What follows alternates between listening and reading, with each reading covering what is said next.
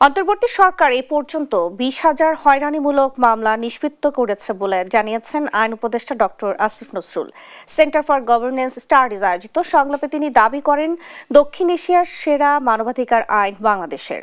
আর mob সংস্কৃতি আইনের অপপ্রয়োগ, আইন শৃঙ্খলা পরিস্থিতি নিয়ে শঙ্কা প্রকাশ করে সরকারকে কার্যকর পদক্ষেপ নেয়ার আহ্বান জানান বক্তারা। তামিম মাহবুবের রিপোর্ট। মানবাধিকার রক্ষায় বাস্তব চর্চা ও মত প্রকাশের স্বাধীনতা এবং গণতান্ত্রিক ব্যবস্থার কার্যকারিতা নিয়ে শনিবার সকালে রাজধানীর সিডাপ মিলনায়তনে সেন্টার ফর গভর্নেন্স স্টাডিজ আয়োজন করে রাজনৈতিক দল, মানবাধিকার ও মত প্রকাশের স্বাধীনতা শীর্ষক সংলাপের।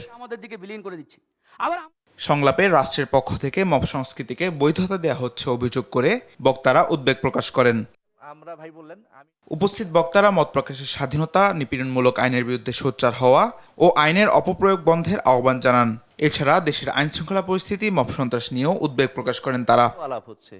আইন, বিচার ও সংসদ বিষয়ক উপদেষ্টা ডক্টর আসিফ নজরুল দাবি করেন, ভারতের আধিপত্যবাদ থেকে দেশকে মুক্ত করেছে অন্তর্বর্তী সরকার। বলেন, বর্তমানে মানুষ স্বাধীন কণ্ঠে কথা বলতে পারছে। আমাদের সরকারের সাফল্য নিয়ে অনেক সমালোচনা থাকতে পারে, কিন্তু আপনাদের কি কিছু জিনিস কখনো চোখে পড়ে নাই? এই যে এই সরকার এসে ভারতের আধিপত্য থেকে বাংলাদেশকে মুক্ত করেছে, ভারতের যে আগ্রাসী একটা ভূমিকা ছিল সব জায়গায়, সেখান থেকে স্বাধীন কণ্ঠে কথা বলতে পারছে ডক্টর মোহাম্মদ ইউনূসের নেতৃত্বে। জনভোগান্তি কমাতে সরকার এ পর্যন্ত 20,000 হয়রানিমূলক মামলা নিষ্পত্তি করেছে জানিয়ে তিনি বলেন, স্বল্প সময়ের মধ্যে আইন, বিচার ও শাসন ব্যবস্থায় কার্যকর পদক্ষেপ নেওয়া হয়েছে।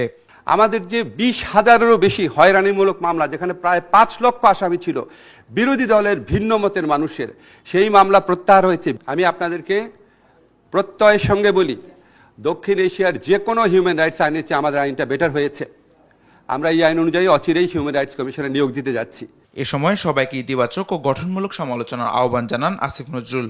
তখন খুব দুঃখ লাগে যে আসলে কি সৎভাবে সমালোচনা করেন। তামিম মাহবুব, দেশ টিভি, ঢাকা।